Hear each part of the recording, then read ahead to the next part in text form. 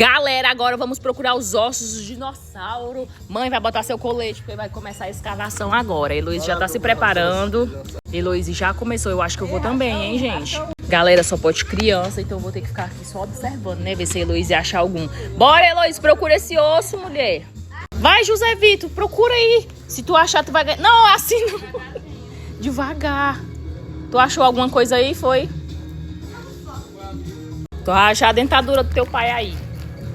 Vai. Achou. Que dinossauro é esse aí? Dinossauro. Qual o nome dele? Dinossauro Rex.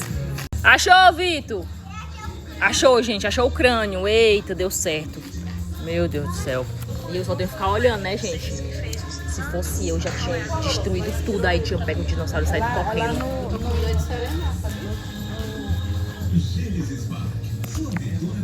No hospital do